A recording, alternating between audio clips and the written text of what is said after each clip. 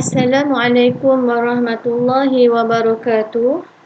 Hari ini Mu'alimah akan mengajarkan subjek Akidah tahun 4.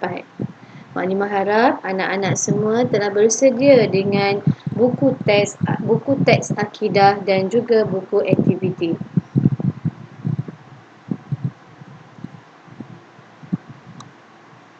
Baiklah anak-anak sekalian, kita mulakan kita punya pembelajaran akidah hari ini dengan merujuk buku teks muka surat 26, unit 3, manusia sebagai khalifah. Perkara pertama dalam tajuk ini yang ingin Mu'alimah jelaskan adalah pengertian khalifah. Khalifah ialah wakil Allah di muka bumi yang bertanggungjawab melaksanakan semua peraturan yang ditetapkan oleh Allah. Mu'alimah ulangi sekali lagi, khalifah ialah wakil Allah di muka bumi yang bertanggungjawab melaksanakan semua peraturan yang ditetapkan oleh Allah. Anak-anak yang dikasihi sekalian, kita sebagai manusia adalah khalifah.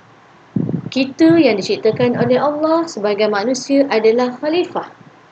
Sebagaimana yang kita baru baca tadi, apa itu khalifah? Kita ni adalah wakil Allah di muka bumi ini. Kenapa Allah jadikan kita wakil ini? Untuk melaksanakan semua peraturan yang ditetapkan oleh Allah. Baiklah, mari kita cuba sebut semula apakah maksud khalifah. Khalifah ialah wakil Allah di muka bumi. Khalifah ialah wakil Allah di muka bumi yang bertanggungjawab melaksanakan peraturan di muka bumi ini. Yang bertanggungjawab melaksanakan peraturan di muka bumi ini. Okey, Mu'alimah ulangi sekali lagi. Khalifah ialah wakil Allah di muka bumi yang bertanggungjawab melaksanakan semua peraturan di muka bumi ini. Mu'alimah harap anak-anak dapat menghafal apakah maksud khalifah tersebut. Okey, seterusnya kita pergi kepada dalil Al-Quran. Tajuk khalifah ini telah dinyatakan di dalam Al-Quran dalam surah Al-Baqarah ayat 30. Mari sama-sama kita membaca ayat tersebut. A'udzubillahi minasyaitonirrajim. Wa iz qala rabbuka lil malaikati inni ja'ilun fil ardi khalifah. Mu'alimah ulangi sekali lagi. Wa iz qala rabbuka lil malaikati inni ja'ilun fil ardi khalifah, yang bermaksud, dan ingatlah ketika Tuhanmu berfirman kepada malaikat, sesungguhnya aku hendak menjadikan seorang khalifah di muka bumi ini. Dalam ayat tersebut Allah telah berkata kepada malaikat, sesungguhnya aku hendak menjadikan seorang khalifah di muka bumi ini. Akhirnya Allah telah mencipta seorang khalifah yang mula-mula menjadi khalifah di bumi, iaitu Nabi Adam AS. Okey, seterusnya kita pergi kepada, sebelum kita masuk ke poin yang seterusnya, mari sama-sama kita baca semula maksud dalil tersebut. Dan ingatlah, Tuhanmu berfirman kepada malaikat, sesungguhnya aku hendak menjadikan khalifah di muka bumi ini. Baiklah anak-anak yang dikasihi sekalian, Mu'alimah harap anak-anak dapat menghafal dalil tersebut sebagai panduan dalam hidup kita sepanjang kita menjadi khalifah di muka bumi ini. Baiklah, kita pergi kepada poin yang ketiga. Tanggungjawab khalifah. Anak-anak yang dikasihi sekalian, apabila kita menjadi khalifah, ada beberapa tanggungjawab yang kita perlu lakukan. Baiklah, tanggungjawab yang pertama, mengurus dan mentadbir alam. Sebagai manusia yang dicipta oleh Allah, kita perlu mengurus dan mentadbir alam. Apabila manusia dijadikan sebagai, bila manusia dicipta di muka bumi ini, dia perlu urus diri dia, dia perlu urus dia perlu urus masa depan dia. Macam mana dia nak jadi seorang manusia? Dia perlu tahu, dia perlu hala tuju dia, hala tuju hidup tu perlu. Nak bagi terus hidup kena makan. Macam mana dia nak dapatkan makanan? Nak hidup selesa, dia perlu ada rumah. Macam mana dia nak mendapatkan sebuah rumah? Semua itu adalah mengurus dan mentadbir alam. Baiklah, kita pergi kepada poin yang kedua. Khalifah juga bertanggungjawab memastikan diri dan manusia beriman dan mentaati Allah. Selain daripada mengurus dan mentadbir alam, kita perlu beriman dan mentaati Allah. Kenapa kita perlu beriman dan mentaati Allah? Sebab Allah lah yang mencipta kita. Allah yang menjadikan kita wakilnya untuk kita mentadbir muka bumi ini.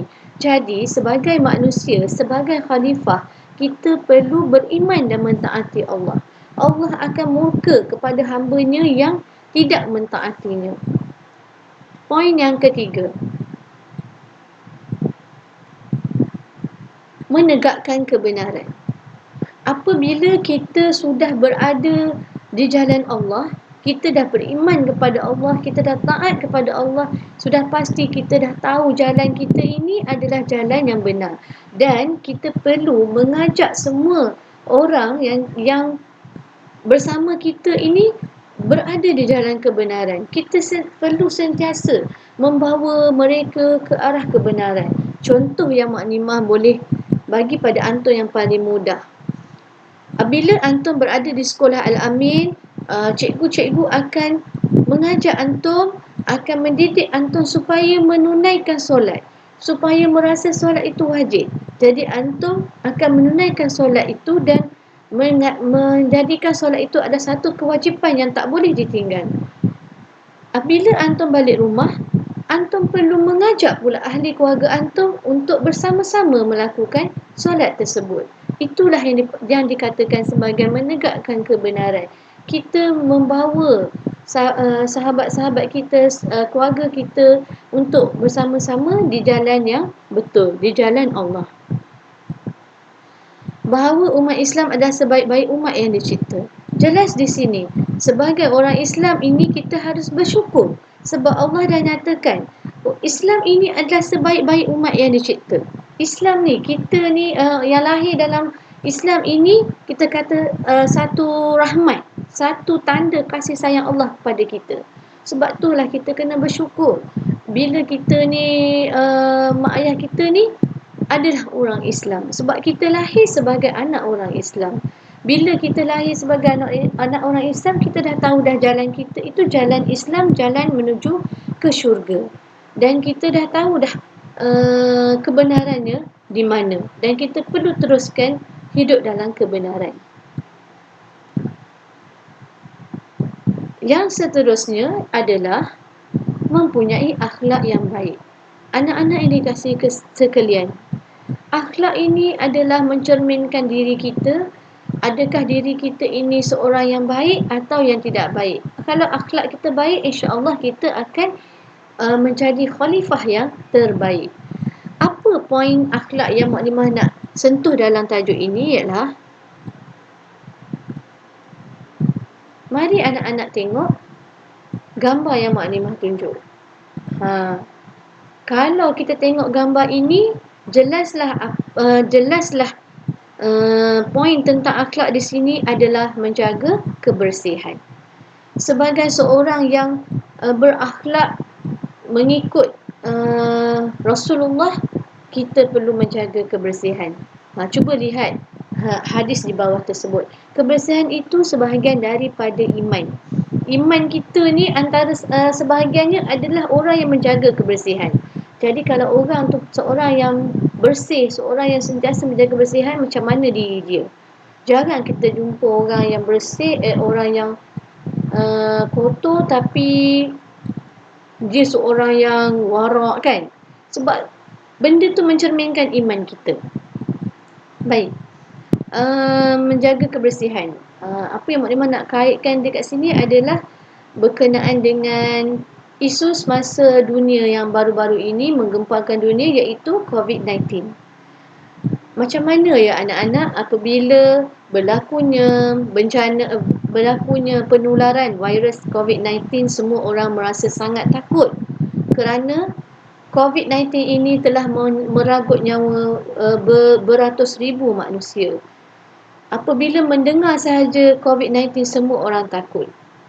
Tetapi sedarkah kita bahawa bencana yang berlaku dekat dunia pada masa kini ada hikmah-hikmah yang kita tidak menyedarinya. Okey, Mak Limah nak kaitkan hikmah daripada COVID-19 tadi dengan poin kita yang ni adalah menjaga kebersihan. Sebagaimana yang kita tahu, bila berlakunya COVID-19, antara yang disebut-sebut adalah menjaga kebersihan. Hendaklah kita mencuci tangan, hendaklah kita mencuci pakaian apabila kita keluar daripada rumah kita. Banyak yang ditekankan tentang menjaga kebersihan. Jadi jelas dekat situ bahawa apabila berlakunya virus tersebut, secara automatik kita sangat mementingkan kebersihan. Dan kita harap walaupun selepas ini kita doa COVID-19 dah tak ada, kita masih terus dengan sikap menjaga kebersihan. Baiklah, kita pergi seterusnya. Akhlak yang kedua yang Mak Limah nak nyatakan di sini adalah menepati janji. Ini sangat-sangat penting. Menepati janji ni dia ada dua. Menepati janji dengan Allah, menepati janji dengan manusia. Tapi yang paling berat sekali bila kita berjanji dengan Allah. Anak-anak sekalian, apabila antum di sekolah, antum selalu berjanji melakukan amal soleh. Walaupun antum berjanji dengan cikgu, dengan muallimah, tapi sebenarnya disaksikan oleh Allah. Maknanya bila kita berjanji, kita akan solat. Muallimah, saya berjanji saya tak akan tinggal solat. Solat tu untuk siapa? Untuk Allah. Jadi secara automatik kita dah berjanji dengan Allah yang kita tak nak tinggalkan solat. Tapi bila balik dari rumah atau kita terlalu leka dengan bermain, kita lupa nak solat. Sedangkan kita dah buat perjanjian. Jadi kita harap kita cuba menepati janji-janji kita. Kalau misalnya kita dah berjanji tapi kita contohnya macam tadi, kita janji nak solat tapi tak solat, kita cuba minta ampun dengan Allah, kita bertaubat, kita solat seperti mana yang kita dah buat. Tetapi janji dengan manusia ni dia melibatkan manusia dengan manusia. Biasa kalau kita berjanji kita tak tepati, kita akan menyebut satu perkataan yang mudah. Minta maaf, saya minta maaf, saya minta maaf. Tapi kalau boleh kita tak naklah dengan mudah menggunakan perkataan maaf. Kita cuba tepati janji kita. Sebab tu dalam Islam dia sangat menekankan apabila kita hendak berjanji, kita jangan lupa menyebut insya-Allah. Apabila kita berjanji, kita jangan lupa selitkan insya-Allah. Contohnya, saya nanti malam datang rumah saya tahu, kita buat study group. Boleh? InsyaAllah saya datang. Sebab kadang-kadang kita tak tahu kan, di tengah jalan apa terjadi, sebab semuanya adalah di atas keizinan Allah. Baiklah, kita pergi poin yang ketiga. Rajin berusaha. Anak-anak sekalian, bila kita berada di musim PKP, anak-anak dah tak pergi sekolah dan anak-anak hanya belajar di rumah. Masa tu kita tak nampak sangat, kita tak tahulah siapa buat kerja, siapa yang tak siap kerja kan. Yang kita tahu cikgu bagi kerja je, tapi kita tak tahu siapa yang buat, tak buat. Kalau dalam kuis tu kita nampak lah. Tapi kalau cikgu kata nanti buat buku aktiviti muka surat ni, tapi kita tak hantar dan cikgu pun tak semak sebab kita berada di rumah. Tapi kalau kita seorang yang rajin, walaupun cikgu tak boleh nak semak, kita akan buat sebab itu adalah tanggungjawab. Jadi kita perlulah menjadi seorang murid yang rajin berusaha. Di waktu PKP ni, bukanlah benda yang susah sangat kita nak belajar. Tapi cabaran di waktu PKP pada anak-anak ni adalah terlalu lara, terlalu lalai, terlalu leka dengan hiburan, terutamanya gadget. Bila anak-anak dah terlalu sibuk, terlalu bermain dengan gadget ni, dia dah lupa yang dia ada tanggungjawab sebagai seorang pelajar. Masa itulah kerja tak siap pun, berlambat-lambat kerja cikgu suruh buat tak buat. Jadi kita perlu elakkan. Di waktu cuti ni kita kena jadi orang yang rajin berusaha, insya-Allah ya anak-anak. Okey, seterusnya mencintai ilmu. Ni apa kaitan tadi dengan yang Mak Limah cerita tadi? Di waktu anak-anak berada di rumah di musim PKP, antara membaca dengan bermain dengan gadget ni sangat, peratus yang paling tinggi adalah bermain dengan gadget. Walaupun ada anak-anak mengatakan saya membaca dalam internet. Okey, membaca dalam internet pun adalah salah satu ilmu yang kita boleh dapat. Cuma yang kita bimbang sekarang ni, tak ada minat langsung untuk membaca. Anak-anak bila sebut buku, dia tak suka baca buku. Sebab dia lebih suka baca benda yang bergerak. Bila tengok, scroll terus dapat video kan. Jadi dia kurang rasa untuk mencintai ilmu. Jadi Mak Alimah haraplah sebagai seorang pelajar, dalam pembentukan akhlak kita ni, kita perlulah rajin menuntut ilmu, mencintai ilmu. Tengok gambar tersebut. Selagi ada buku kita boleh baca, kita baca. Tak salah kalau kita nak main gadget, tapi kita perlu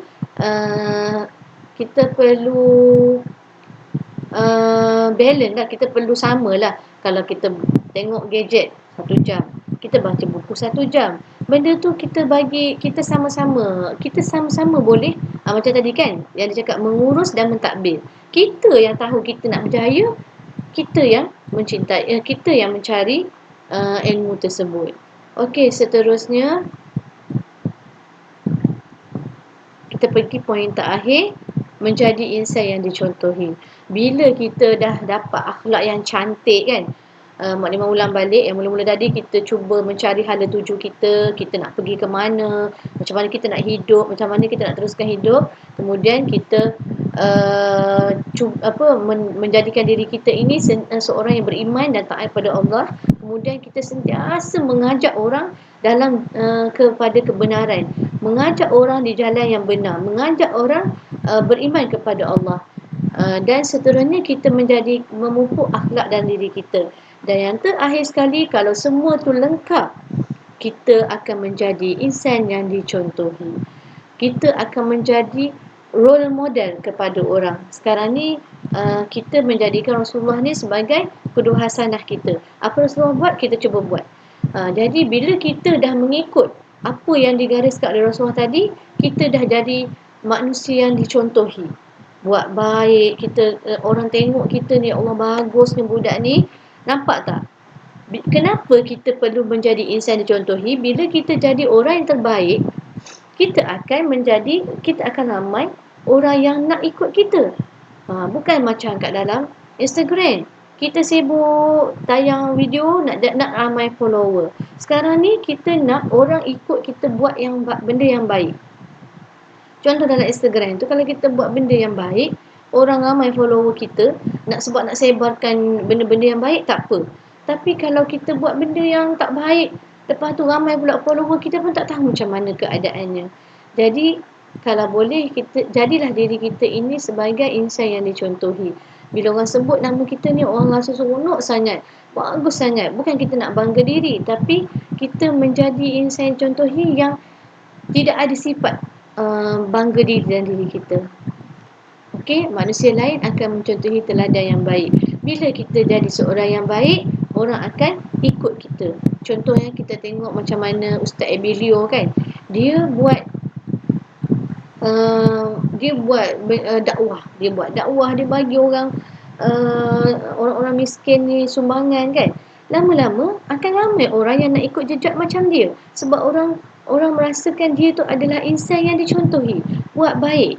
Walaupun kita tahu dalam dia buat baik tu ada juga ujian-ujian yang Allah bagi, tapi kita sebagai orang Islam, kita dah tahu apa yang dia buat itu adalah, macam tadi kita cakap kan, adalah benar, adalah sesuatu yang benar di jalan Allah.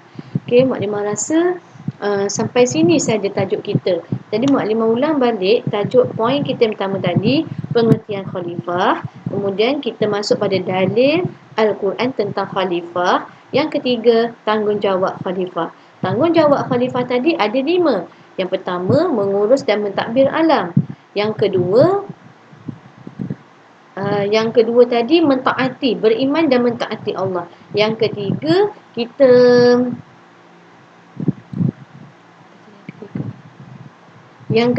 kita menegakkan kebenaran.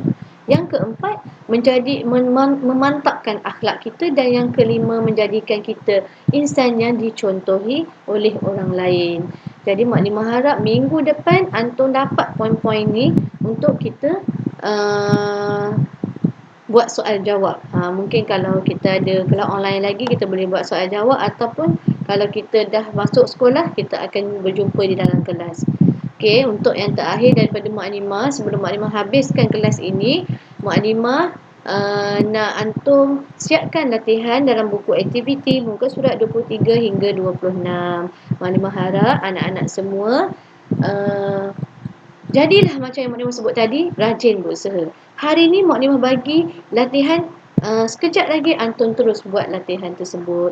InsyaAllah kalau antum buat latihan tersebut, antum adalah murid yang terbaik. Baca dekat bawah tu, jika antum rajin berusaha dan membuat latihan-latihan yang guru bagi, antum adalah murid yang terbaik. Tahniah, hari ini selesai kelas kita pada hari ini. Jadi Maklimah, akhir kata Maklimah mengucapkan Assalamualaikum warahmatullahi wabarakatuh.